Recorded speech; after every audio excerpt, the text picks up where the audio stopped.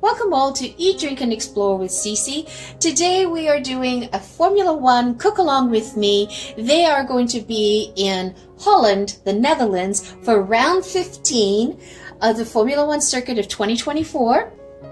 We're going to do a Dutch dish, and it's called a stamppot, and it is a comfort food that is synonymous with what we would say macaroni and cheeses, that comfort food. It consists of mashed potatoes mixed in with various ingredients of carrots and onions and kale and spinach. Now, there's so many variations to this dish, so anytime you ask someone what the traditional dish is, it's hard to tell because everybody has their own little family twist that they put in play. So what I'm going to do is I'm going to give you my little twist of making this dish. It's so easy to do, and it's one of those dishes that's been transported wherever the Dutch ended up colonizing in Indonesia, in South Africa. All of them brought this dish along with them, and so it's so comforting. I wanted to share it with you guys. So what we're going to need is you're going to need 4 pounds of potatoes, and I just simply cut the potatoes and evenly, like about an inch, and I definitely peeled the potatoes. You can use any type of potatoes. I happen to be using myself here right now new potatoes, but you could use Idaho's, russets. It's up to you on that, but 4 pounds will do, and I'm just evenly chopping them. So what we're going to do is I'm going to just move over and get this on the stove right now, and then I'll come back and talk with the rest of the ingredients. So what we're going to do is we're just going to steam these, all right, till they fork tender, and I've put in 2 teaspoons of kosher salt in the water. Okay, so I got the potatoes on. I had the water boiling, pre-boiling, and let that go while we review what we need. So you're going to need, I'm using baby spinach just because I didn't like the look of the kale at the grocery store this afternoon.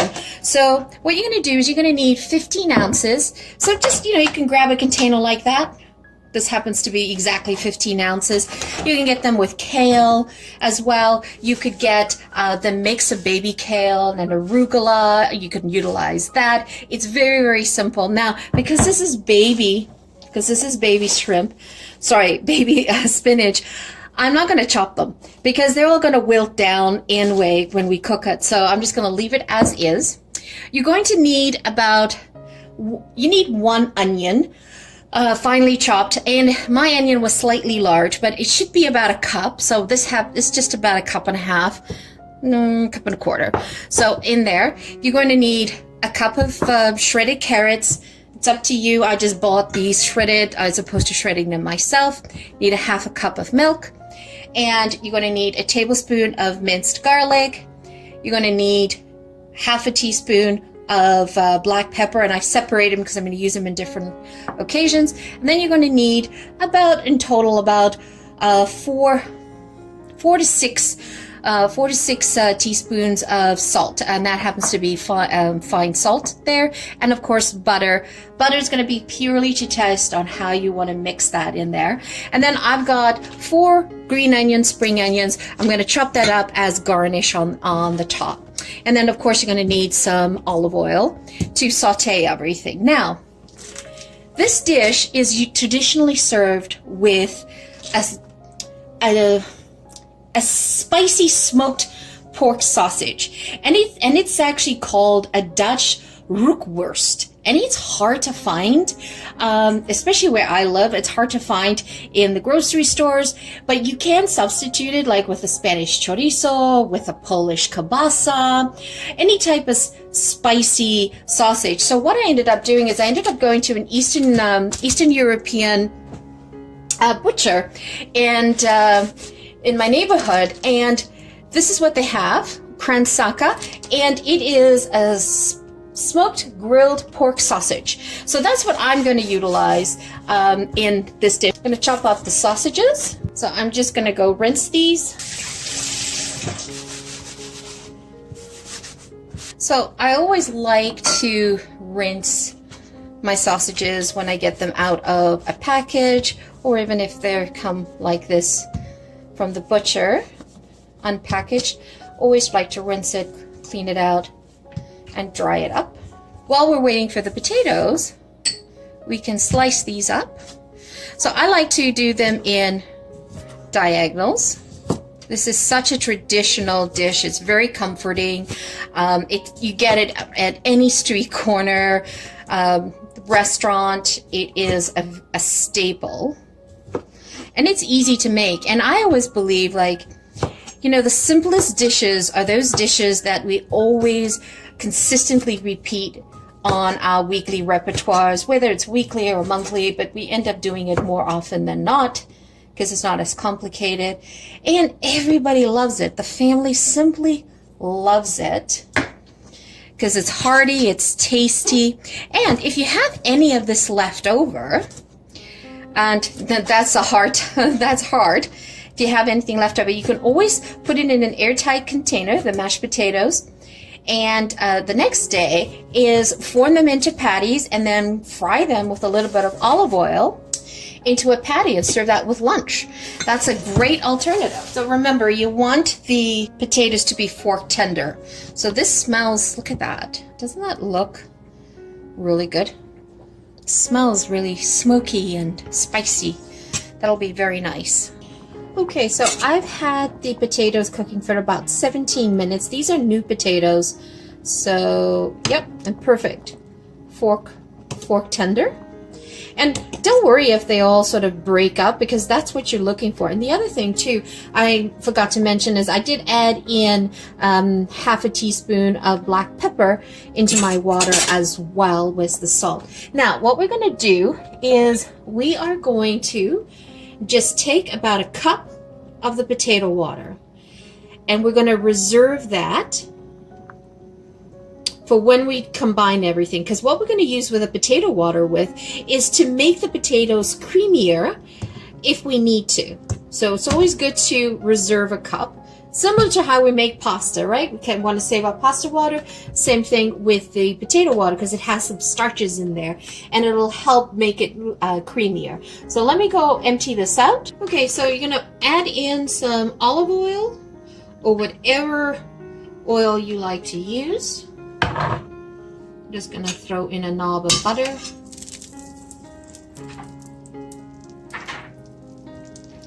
And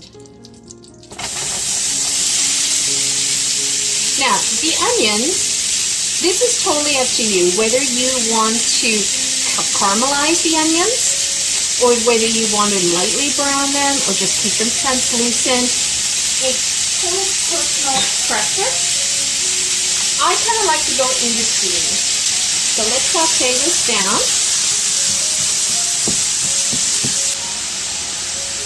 And we're just going to help the onion along by putting in a little bit of salt, a pinch of salt.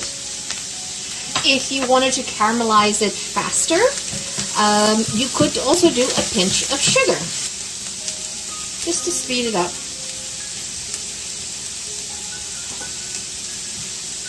And just watch your temperature on your stove.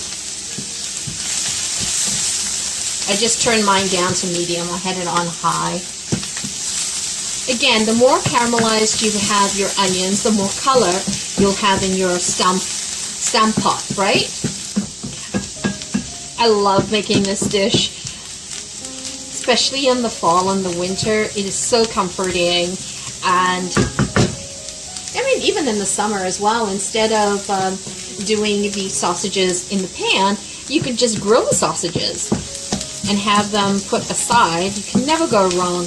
And trust me, guys, if you have any leftover, next day make little potato pancakes. Do a quick pan fry on it. It's fabulous. So we're going to add in the carrot. Now you could, if you wanted to, you could have chopped this a little bit further in here, but I want to see the strings of the shredded carrots in the potato, just because I want the contrast of color between orange and green. And the reason also why I put in the carrots is because It reminds me of Holland, and their color is orange. Move around. And you do want your carrots not to be too soft. You want a little bit of crunch in the carrot as well. And that just adds like texture. Remember, when you're cooking, you always want to be able to do textures, have different types of textures in your mouth. So we have the onions, which are soft and caramelized, that has some sweetness. We have the carrots that have a bit of a crunch. And then now we're going to throw in the spinach. I love this baby spinach. It's so much fun. And we're just going to let this wilt down.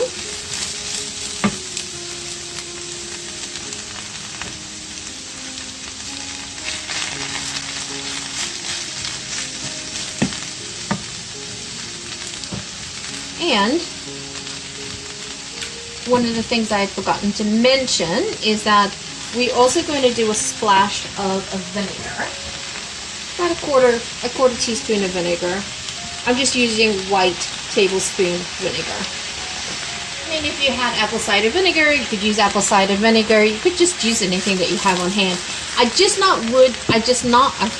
Let me rephrase that. I would not use red wine vinegar or balsamic in this dish. But rice vinegar, that would work. Apple cider. Okay, so we'll just let this wilt down.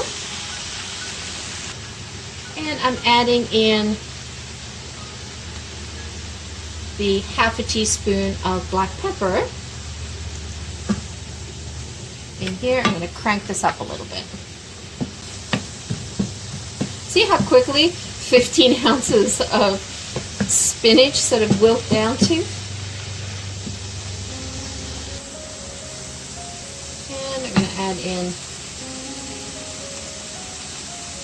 the garlic. You always want to add your garlic in at the end so that you're not burning it too prematurely. And we just want to incorporate all of this in here. And the only reason why I'm sauteing it here is I just want to get rid of the bite of the garlic, but I still want to keep the freshness of it. Perfect. Okay, I think, ooh, if you could just smell it, I can really smell the garlic now. Perfect. Okay, so what I'm going to do is let's move over and then let's start combining mashing the potatoes and then combining this. And then once we combine this, we're going to use the same pan to saute the sausages in. Okay, so what we're going to do is we're going to mash the potatoes. So while I was sauteing the vegetables, I rinsed the potatoes out. Remember, we saved a cup of the potato water before we drained the potatoes. And I kept the lid on it so to keep it nice and warm. So it's basically like doing like basic mashed potatoes, right? So what we're going to do is we're going to add in some butter. So we're just going to add in, again, this is personal taste, how buttery you like it or not, up to you. We prefer it buttery. We really enjoy it to be buttery. And we're going to add in the milk. So I have a half a cup of milk.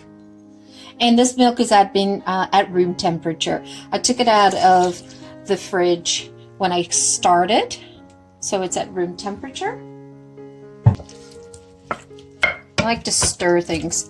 And remember, I love layers, right? So let's get that in there. And then we're going to add in 2 teaspoons of salt. And again, the teaspoons of how much salt you want to include is personal preference. So put a little bit in, try it out. Since I didn't really truly salt the vegetables, I added this in as well. And then again, you can use unsalted butter. It's, totally up to you. And then I'm going to add in the pepper, again, half a teaspoon or to taste. I'll add it in later. As I'm tasting, I'll add in more. Okay, so now let's start mashing. Now, Stamppot, that's the actual name of it, and it's translated quite simply. Stamp for what I'm doing right now, right? You're mushing it all in one pot, Stamppot. That's how easy the translation is. So again, this does not have to be a fine mash. You know, it's traditionally very country style. It can be coarsely mashed. It's up to you how you prefer to do that. So can you see how comforting this is? And this recipe is quite easily, you know, doubled or tripled. Just do what I've done and then just double it or triple it. And it's a great economical meal for the family. It also is a great meal to feed a hungry crowd. Okay, so I want this to be just a little bit creamier. So I'm just going to add in a little bit at a time. And when I say a little bit, I'm literally doing 2 tablespoons.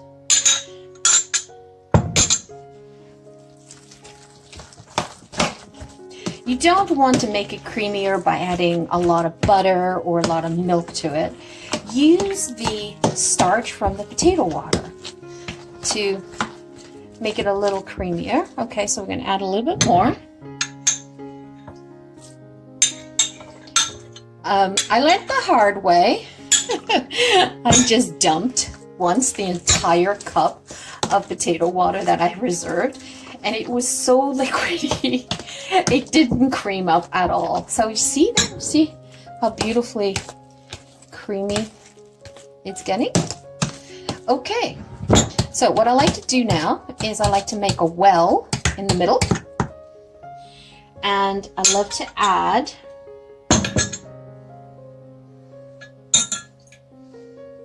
this a little bit at a time. See why I added the carrots now? Add some beautiful color.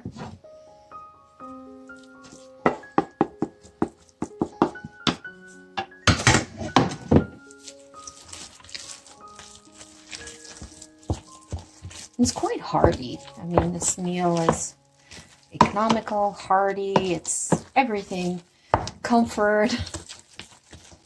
And, you know, if you have kale in here, or even use cabbage, that could be done well as well. And some people have even actually sautéed bacon and put bacon bits in here as well. It's another alternative. And I have seen families make this dish where they've used root vegetables. They've done, instead of a pound of potatoes, they've done like, instead of 4 pounds of potatoes, they did like 1 pound of potatoes, 1 pound of butternut squash, 1 pound of sweet potatoes or yams. Look at that. Oh, that looks so good. Okay, so we're going to put this aside. And we're going to now just do a quick saute on the sausages. So you see it's not perfectly mashed. See that? It's still got chunks in it. It's coarsely mashed. Alright, and now I'm going to put the lid back on just to keep that warm while we go saute the sausages.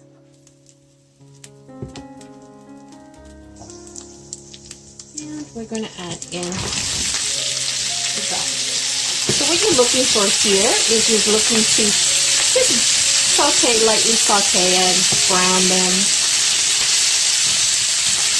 on all sides.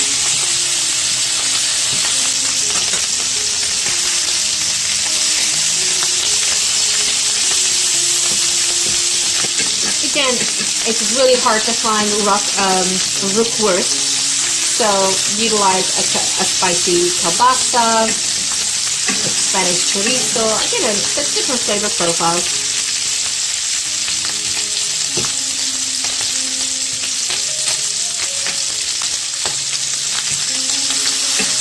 Okay.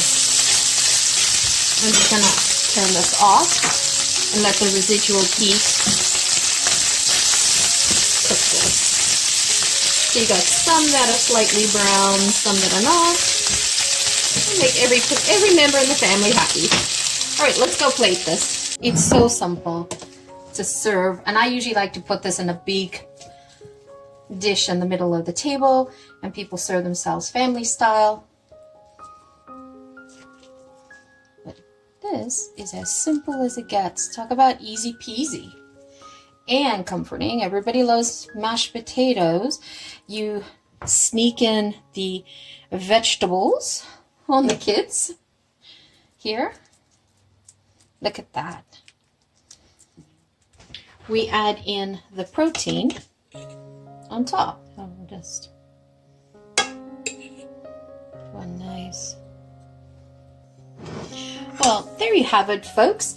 You have the Dutch Stamppot recipe. It is that warm and comforting, inviting dish that is something that you will make over and over, and you can make this your own. You can add in different types of vegetables. You could add in a little bit of cheese if you wanted to in here, or you could omit things. You could use root vegetables. Totally up to you. So let's give this a try.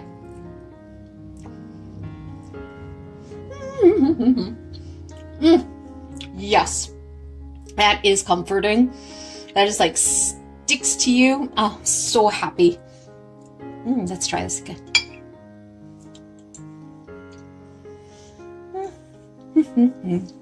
Let's give the sausage a try.